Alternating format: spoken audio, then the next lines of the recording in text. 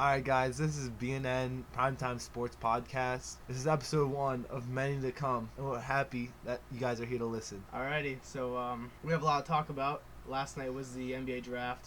Some crazy trades went down, and just some stuff that you wouldn't really expect happened last night. So we have a full set here to talk about. So first we'll talk about Lonzo Ball, Lakers, and all the crazy stuff going on with them.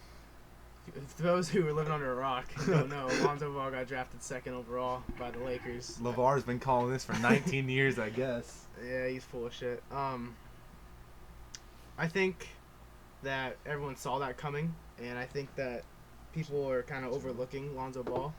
He's not getting overlooked at all. No, I mean, I've been seeing people, they're saying, Skip Bayless was like... Oh, who listens to Skip, though? He was like, he said, I think he said, quote, I just don't think he's going to be that good. But if I'm Lonzo, I have to feeling great. If Magic Johnson traded D'Angelo and traded Mozgov, got rid of that terrible contract, and then drafted me and is trusting me with his franchise, greatest point guard of all time, you gotta think he's feeling good about himself. See, he's not trusting them. I don't think he's completely trusting with the franchise yet. I mean, one person he said is not getting traded, Brandon Ingram. So I think Ingram's up there. Lonzo Ball is probably a step or two down. Yeah, but he still has some faith in him if he's going to draft him. Yeah, definitely. I mean, Magic's a smart guy.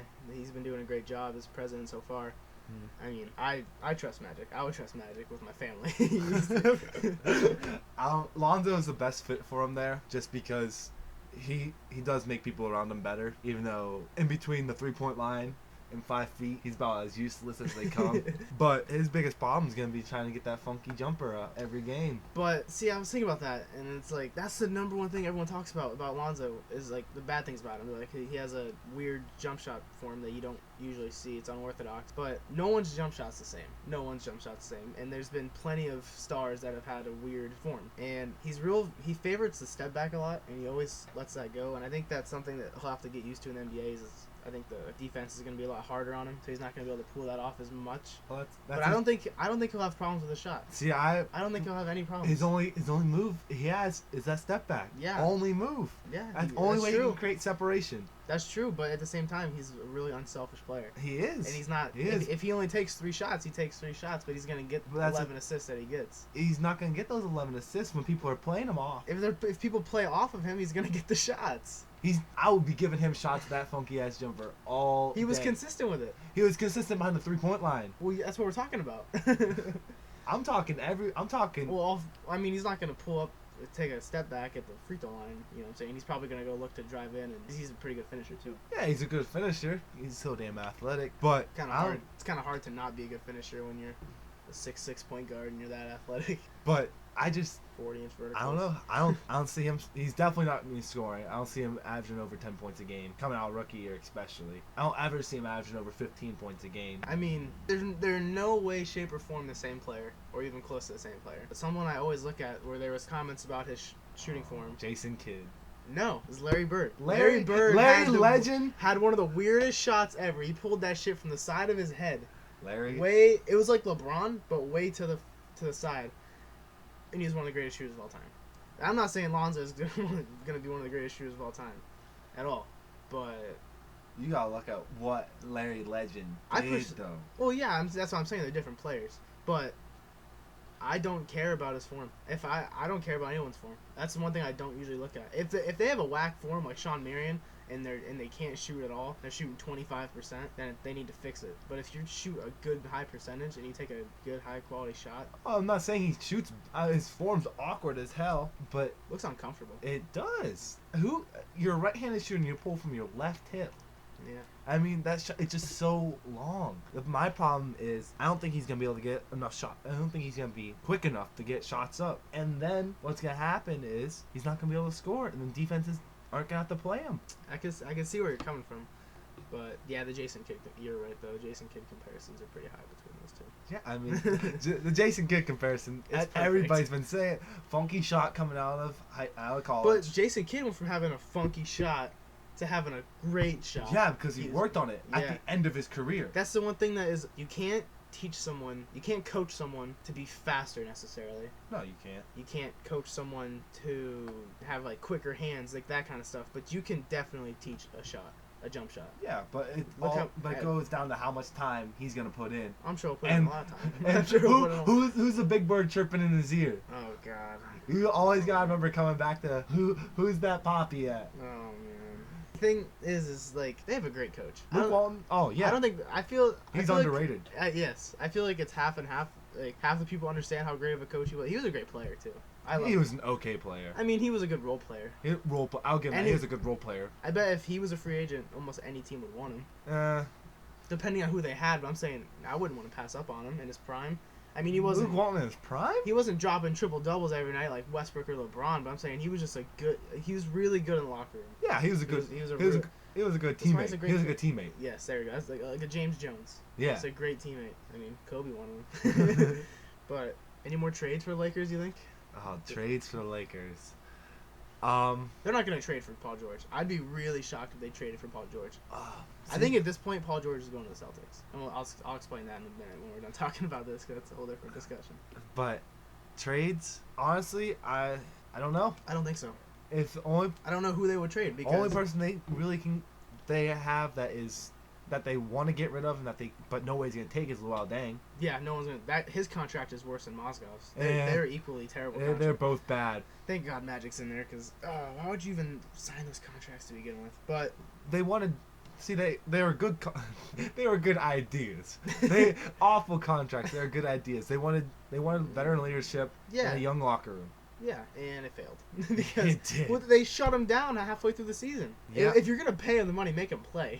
They wanted to give all the young guys more playing time, get them worked into the system.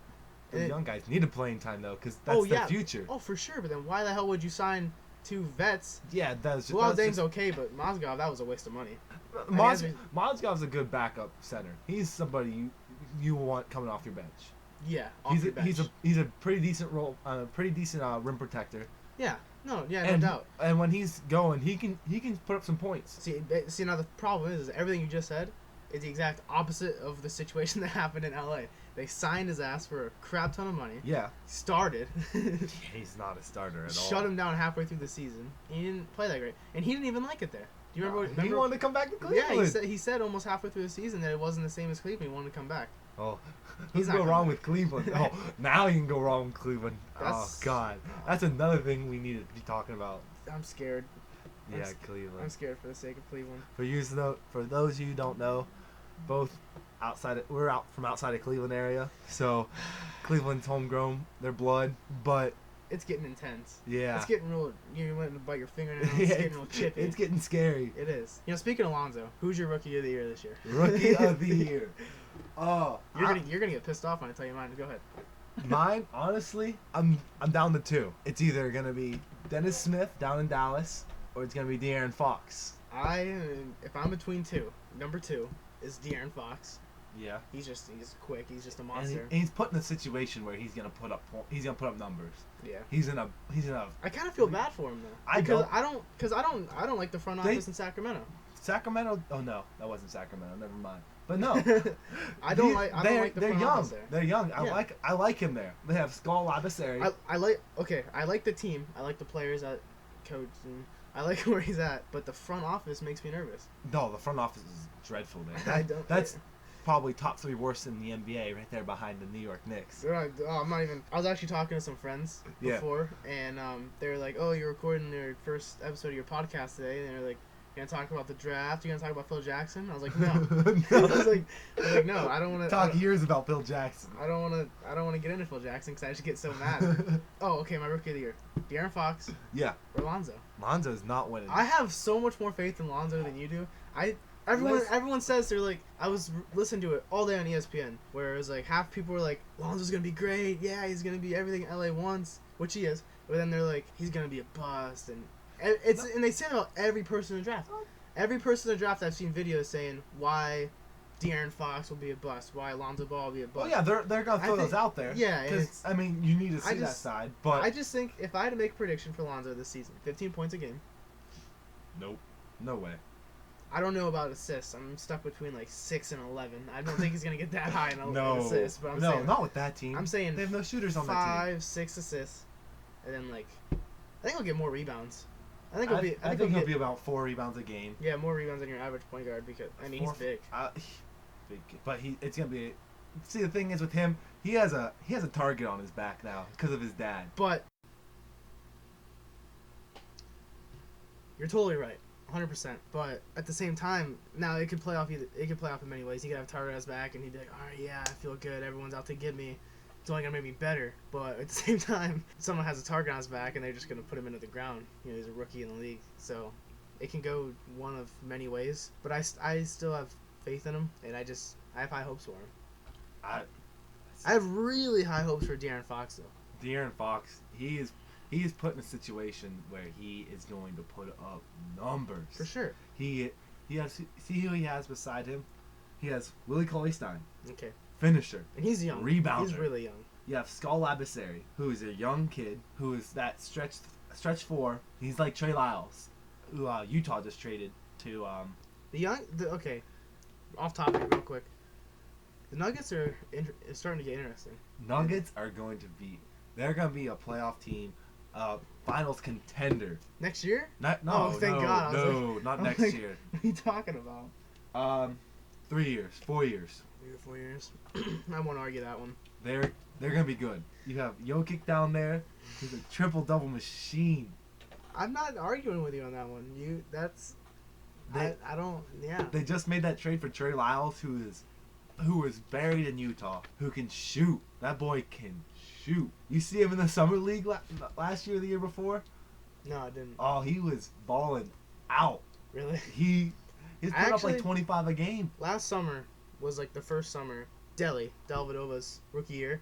I watched the summer league a lot. That's how I found out who he was. I was a huge fan of him. I didn't watch it until last summer, and I remember it was a huge deal. Ben Simmons versus D'Angelo Russell. Everyone was real excited. Brandon Ingram too. Yeah. To watch this big duel, and D'Angelo hit the game winner. Oh, that was a good game. Ice in my veins. That was a D'Angelo Russell. It didn't even feel like a summer league game. It felt like a freaking actual game. Well, that's because D'Angelo's a baller, and they're putting Simmons is a baller. D'Angelo. Oh, I'm not saying he's better than D'Angelo.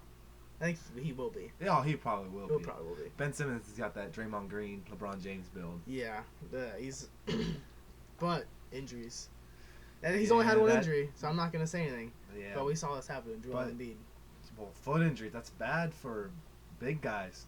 It's bad for anybody when you play in the NBA. You're on your foot every day. Yeah, but big guys especially. Oh yeah, it's a lot. Look at Greg Oden. Yeah, it just ruins one of the biggest busts in NBA history. I put him right next to Anthony Bennett. Excuse me. Anthony Bennett. Yeah, he's up there. I don't know. I think Greg Oden's number 1. Oh, he is. Because he is. He was gonna be good though. What if Seattle, that's why he's the biggest bust. What if Seattle would have picked him? What if Portland would have picked KD? Portland would have picked. Because it was Portland and then I know. And they picked Oden. Obviously, I would have too probably. KD wasn't as the KD we know today. We're not gonna know KD was gonna come out and be probably the most prolific scorer in NBA history. He's going to go down as... He can get the ball in the basket from any part of the floor. KD's going to go down as the greatest scorer in NBA history. Probably. He might not have the most points. Oh, I think he'll get up there on the points. It depends on where he plays. Him getting injured with his foot a few years back, he missed a season and a half basically. Yeah, you're right. I don't think he has enough time to pass Kareem. I'm not saying he's going to get number 1. He'll be top 10.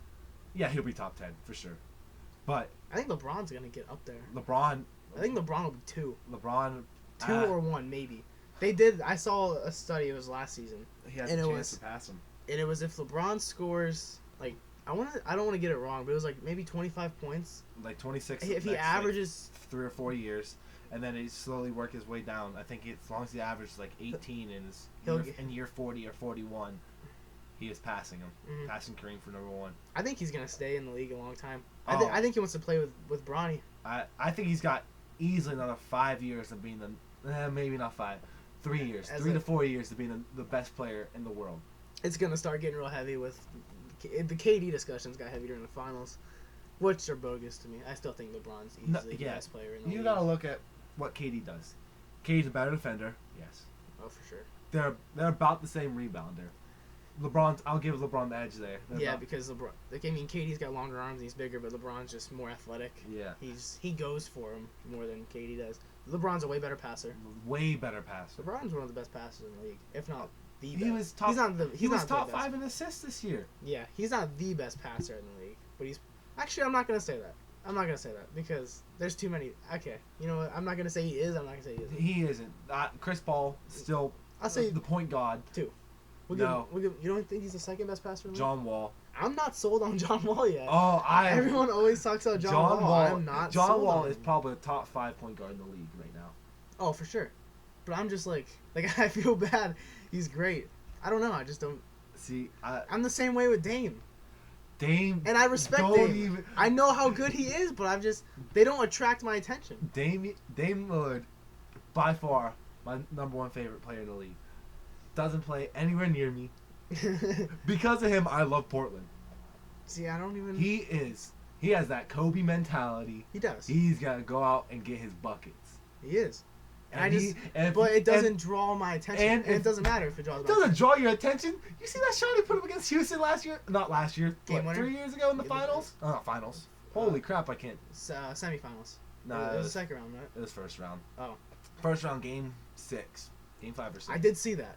But he is a baller. And it was cool. And it was a really great shot and clutch bucket, but it doesn't I don't know how to word it. I don't know. I'm sure it'll change at some point. He is probably the most underrated guard in the league right now. I get that. Like, by far. Here's a fun question, before we move on. Number 1 underrated player in the NBA. Number 1 underrated player in the NBA. Ooh, there's a lot. There is a lot. That's a tough question. Honestly, probably Klay Thompson. I was gonna say, buddy. Think him. Klay Thompson is, especially now with KD, he's kind of buried in a roster. I don't think he'll stay. I don't think he will. I don't know. Gone. No. I don't know if he wants money over. He's already got. I mean, he wants money over rings. I don't know him, and I don't know what it feels like to win a championship. But that's what the major goal is in the NBA when you play is to get a ring. You have 2. You can get a max deal anywhere. Yeah, I know. Anyone's gonna give him that max deal because he dropped 60 in 3 quarters, 37 in 1 quarter. You know. He could go out and be someone's number 1 option. Yeah. And be a legit number 1 option. Yeah, not like what they. Who was a number 1 option that failed? Dallas is giving Harrison Barnes the number 1 option, and he was their 4th. Yeah, he wasn't. I think what happens with these just terrible contracts is like a player like Harrison Barnes, they go to the finals twice, they win once with an amazing team, and then the players around him like Stephen Curry, Draymond, they're all so good and they're all so good together. They look like they're incredible, which they are, and they play in the NBA. And then you put them on a team that's not good. And then they're not very good anymore. Yeah. It's just rough. Let's move on. Jimmy Butler and the T-Wolves. I've been waiting for this. Now, for those who did not hear the news or just whatever, Timberwolves and Chicago Bulls had a trade last night during the draft, and it was Minnesota got Jimmy Butler and the 16th pick in the draft, which was Justin Patton, center. And Chicago got Chris Dunn, Zach LaVine, and the 7th pick, who was, I don't want to butcher his name, Lauri Markkanen? Yeah, Lauri Markkanen. All right, what do you think about the trade? Who wins the trade? This is a steal for Minnesota. A literal steal. I agree. They just slapped Chicago in the face with this trade. Yeah, because Chicago was scared. Chicago was scared Jimmy was going to leave for somebody in the East. Yeah. And they did not want to play him that many times in a year and then see him again if they ever made the playoffs. Now, and the thing is Jimmy said he wanted to stay. That's what the reports were. Yeah. You don't know what's true and what's not. Yeah, Minnesota wins. Now, I'm looking forward to a handful of things for this NBA season. That's what happens in Cleveland, what happens in LA. I'm just excited. Yeah, I'm just excited to watch Lonzo Ball. Big market. I'd like to see LA be good again. New York, because not New York. Not even gonna mention his name. I want to see what happens with Carmelo and Kristaps Porzingis. And then number 1 thing on my list is Minnesota, because Karl-Anthony Towns, one of the best. I'm gonna give him one of the best. Top 3 center. All-star snub in the league. All-star snub. Top 3 center in the league right now. For sure. He's a modern center. He can shoot the jumper, just like Kristaps. He's a power forward, but modern center. Wiggins. I love Wiggins. You know what? We're gonna go off track. Do you think the Cavs would have been better keeping Wiggins or getting Love? I think that we were better off with Love because Wiggins wasn't, developed at all yet, and see that he would have came off the bench probably. It depends on what we were looking at. The win now with LeBron, picking up Love then was right. But now, But I still think they could have got Love the following year and signed him. sign him. And signed him through free agency, and we would not have had a problem. We still would have had youth. We would have had Wiggins, but we never would have had to go out and get JR. See, But that's I the love thing. JR. That's I the thing. love That's JR the thing. in That's the thing. Cleveland. That's where things get confusing because you look at it and you think, oh, Wiggins, matches up better with Golden State maybe, and we wouldn't have had to go get Shump and JR, and we wouldn't have probably gotten Mozgov maybe. I don't know. We probably We still got Mozgov. But I think we're better off getting Love because of Shump and JR, because Shump had a really good year his first year. His first year, but now he hasn't been playing very good. JR, he's been pretty good. He's been, other than the just dumb injuries and punching Jay Crowder in the face and JR's a Cleveland guy. JR, and He's got that Cleveland blood. So was Deli. Deli was a ruthless player. He was just he played rugby. Do you know that? Do you know that? He was from Australia. Yeah, he played. Of course, he played rugby. That was his main sport. Was rugby, and he switched over to basketball. That's why he was so freaking ruthless all the time. I loved it. Him and Patrick Beverley are probably two of my favorite players in the NBA. You know who hates Patrick Beverley and had to remind me last night? My dad. Really? My dad has a burning passion for Patrick. So Patrick Beverley, if you hear this podcast, just know my dad's out to get you. I don't know what you did, but don't worry, Pat Bev. I love you.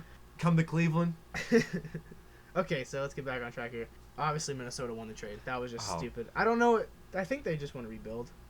Chicago? Yeah. Oh yeah, but they bought hard into this rebuild. They could have rebuilt with Jimmy Butler. He's still young, but they have no picks. They had nothing else. They have no trade bait. That was their thing. Jimmy Butler was their only trade bait. Yeah, because no one.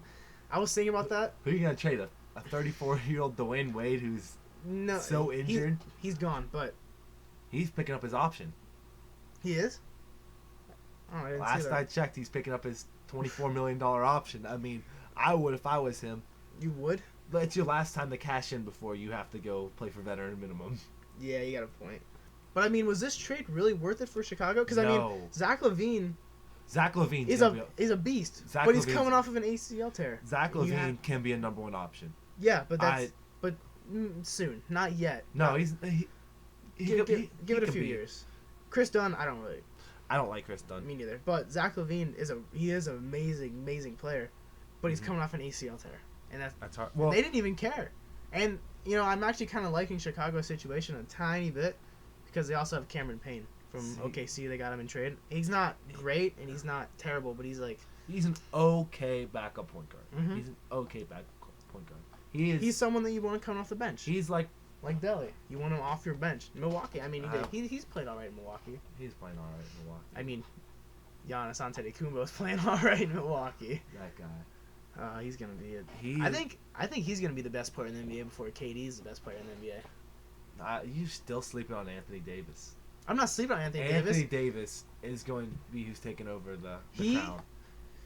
Giannis Antetokounmpo led on his team points, rebounds, assists, steals, blocks.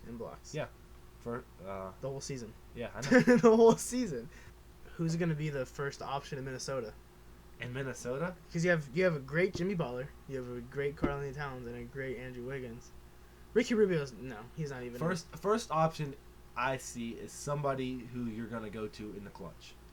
The person that you are most trusted in to shoot the ball in the last minute of the game. If I'm Minnesota and I had to pick someone to shoot the ball in the last minute of the game, Jimmy Butler. That's tough, but I'd probably say Jimmy Butler. I mean, you're not going to... And Jimmy Butler is the oldest one there. He's 26, 27? Yeah, somewhere up there. Andrew Wiggins is 22. Cat's 21. Both of them have shown, Cat not so much, but Wiggins, he can't play defense. Yeah. He refuses to play defense. And he has probably the best defensive coach in the league right now. Oh yeah, Tibbs is that's what he's known for. Exactly, and that's another thing you have to look at is the fact that Jimmy Butler is getting reunited with Tibbs. They have a good chemistry. Last time, Jimmy Butler did not want him gone. Last time that they were together, Jimmy Butler won the Most Improved Player of the Year, averaged 20 points a game. That was under Tibbs. And he had he played the most minutes in the NBA. Oh, I didn't know that. I didn't know that one. He averaged the most minutes in the NBA last time him and Tibbs were together. I was still kind of mad when they let Tibbs go. It's actually, I didn't write this down, but I want to talk about this. Cavs GM. Well, actually, they didn't offer Chauncey the GM position. They offered him the president position. Yeah, president of basketball. So, I mean, that's basically the same. I mean, Magic's the president in LA. So, he hasn't accepted it yet. No. What do you think's holding him up? From what I heard, is that he doesn't want to leave his family out of Denver. He likes the situation where he's at in Denver. Oh, he doesn't want to move. He doesn't want to move his family out. No, that's weird. No, I would have that problem, personally. But Yeah. people don't usually have that problem. And Well, in the NBA, people don't usually have... Players don't. Well, that they sometimes really don't have a choice, though. Players, when you're out, now he has a choice whether he wants to take this job or not. That's what sucks for, like, D'Angelo Russell. He loves LA. And he lived in... I mean, you live basically wherever you play most of the time. Sometimes they don't. Like, I know Channing Frye lives in Portland still. But yeah, he, like, has a small place in Cleveland, or whatever it is, outskirts of Cleveland. But he's got to move from LA to Brooklyn. I'd be pissed. Just for the fact that you have to move. Go through the hassle. I mean... He is... D'Angelo Russell is put in a situation where I'm not even talking basketball now. I'm just talking personally moving myself across the country. He's young, though. That's the thing. He's 20 years old. He's a kid. I'd be pissed. I wouldn't be. I mean... He's 20 years old. He's making good money. I mean, you're 20 years old. If you are in the NBA, even if you're making the minimum, you're making good money. Yeah, you're making good money. Any professional sport. Yeah. You're making... even if you're making...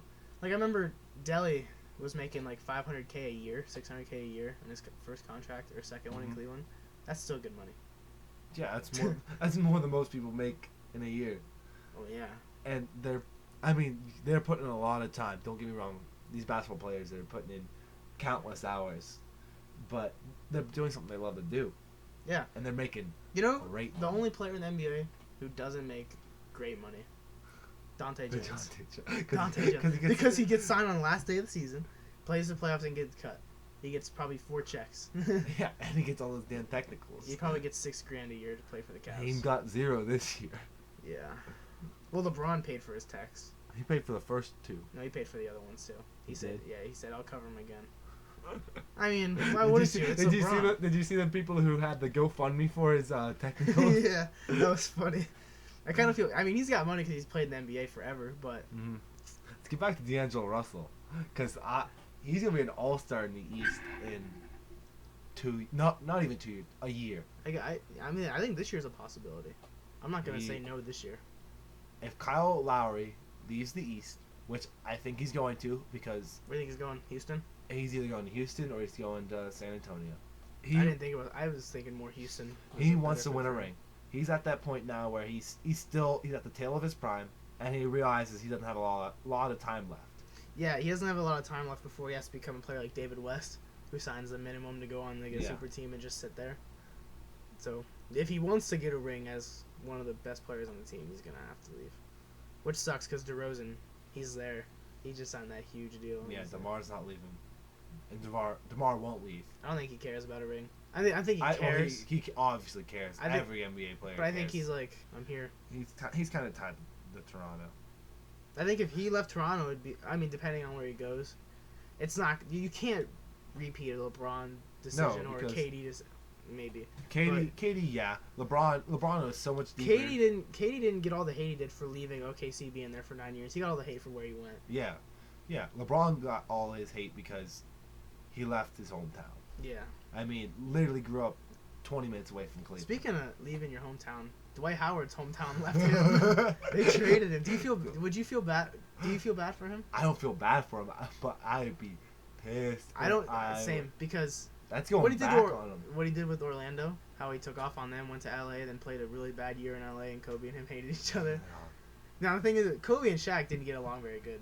But they won points. But they still won, and they did a lot of winning. Could you imagine if, when this whole thing with LA happened with Dwight Howard, they all got together, Steve Nash. Imagine Steve Nash, I'm not going to say his prime because that's just really good Steve Nash, really good Kobe, and a really good Dwight Howard, and they all got along good together. And they played great. Well, Steve Nash's problem was he got injured. Yeah. And he was done. Yeah, he ended his career. He never played again. That was the problem with Steve Nash. Steve Nash was still playing good basketball. Yeah, you're right. He wasn't playing bad. He was still putting up. He was almost leading the league in assists. Yeah. I mean, he was battling with a young Chris Paul back then. Yeah. That's it. We're coming into an era of actually we're right in the middle of an era of amazing point guards. Some of the best The game's ever. changing.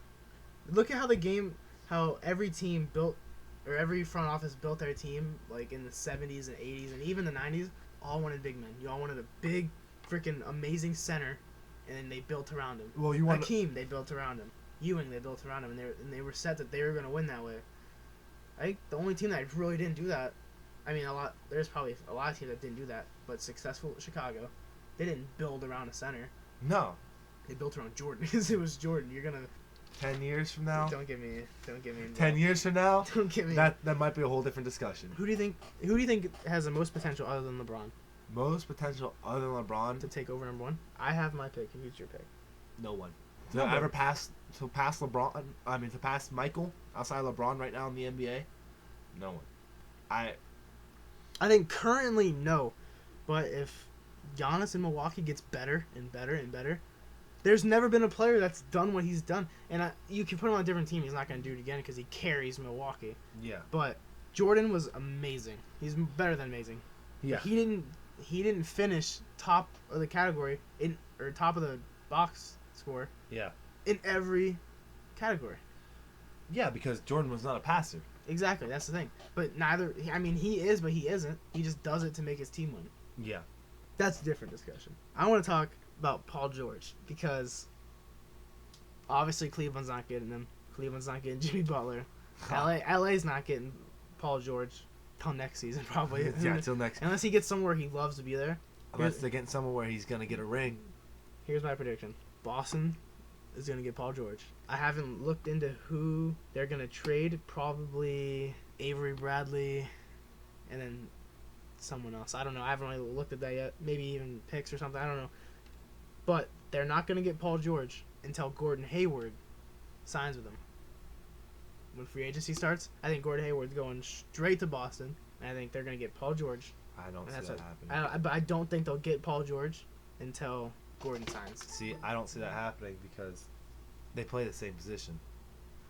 Hayward But they don't have to. George, they don't have to play the same position. Gordon Hayward can play two guard. Yeah. I don't think he'd have any problem with it. He's not very big. No, He's decently big, but I mean, like, it wouldn't look stupid. It wouldn't look like a. No. I don't know. It wouldn't look like we've seen, Kubo playing the two. I mean, at 6'10". I mean, KD plays every position basically on the floor anymore. I think he's 7 foot. He's definitely 7 foot. There's a picture that I saw from the USA yeah, basketball. him saying that's a Boogie. Yeah, and Boogie's 6'11", and Boogie's the one who posted it. Yeah. He said it was like something like, "LOL, they have me listed as 6'11". Look at KD, and KD had like have him listed at 6'9". Because you know how he does it though. I watched an interview. KD was talking about it. I remember hearing about this. I forget why. He said, he doesn't want to be a power forward because power forwards are always looked at as kind of slow and they don't do much. But he said, but a small forward sounds better to him. That's what he wants to be. So he says he's 6'9", because that's a big small forward, anyways. Yeah, that's like the top. Especially in this NBA's getting NBA. small. Oh yeah, it's going small. It's going real small. Yeah. Not Isaiah Thomas small, but he can get up there though. Did you watch the All-Star game? Yeah. Do you remember when he threw the ball off the ground and threw himself a lob? Yeah, he failed. Yeah, and then he caught it. And then he caught it, and then just shot the three and made it. Then he tried to do it again. Then he did it again in practice and redeemed himself. Oh, did he? Oh, I didn't see that. Yeah, right afterwards. But yeah, the NBA is getting small. It is getting small. I want to get your opinion on Philadelphia next season. Philadelphia next season. Like playoff A-seeded team, 7th honestly, seed. Philadelphia. If everyone's healthy, if Joel Embiid and Ben Simmons come in the season 100% healthy and they don't get hurt at all and they all play how they're supposed to play, what do you think will happen? Honestly, Philadelphia is the thing I'm most excited about this season. That's what I should have. I can't believe I left them out. Philadelphia and the Timberwolves. Just young teams. Because since they drafted Cat, Timberwolves have been up there with like catching my eye because they're gonna be good.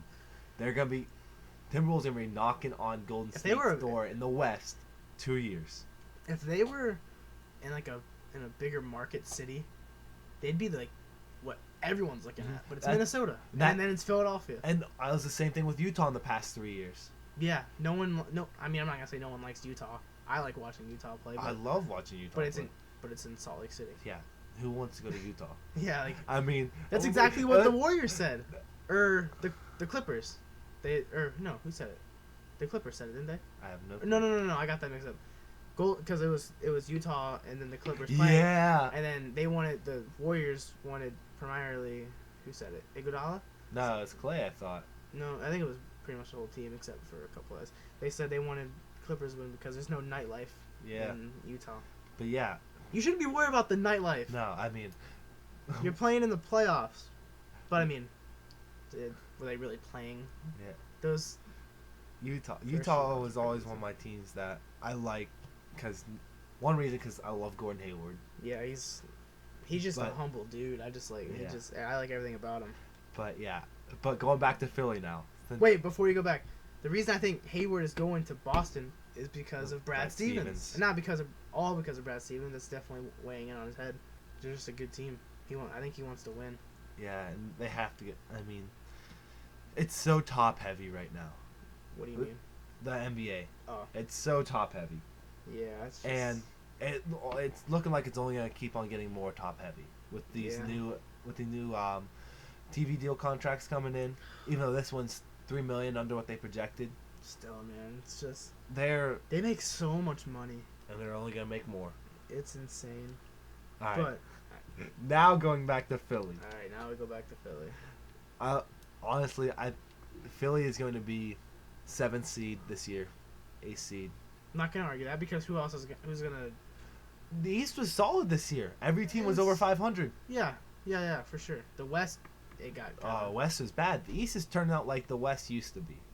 It's getting there. But the thing is, the West used to be solid all the way through. Like everybody was competing the 1 through 8 for the finals. Even though San Antonio, LA were pulling out most of them, everybody was competing. I mean, what was it? 5 years ago, right before Phoenix started their rebuild, 4 or 5 years ago, they missed out and they won 50 games. A 50-win team. A 50-win team in the East would have gone like 3rd that year. Somewhere around there. In the East, we had 40-win. No, less than that. We had 30-win teams. I think the lowest was like 36 wins that year. Made the final. Not the finals. The playoffs. The only teams that weren't making the playoffs in the East were teams tanking. Charlotte and when Philadelphia went through their really, really bad stage. Charlotte, can we talk about the NBA award show? That's bogus. This might be the dumbest thing I've seen. Okay. Yeah. For those who don't know, the MVP used to get announced usually early June, mid-June, around the finals are going on.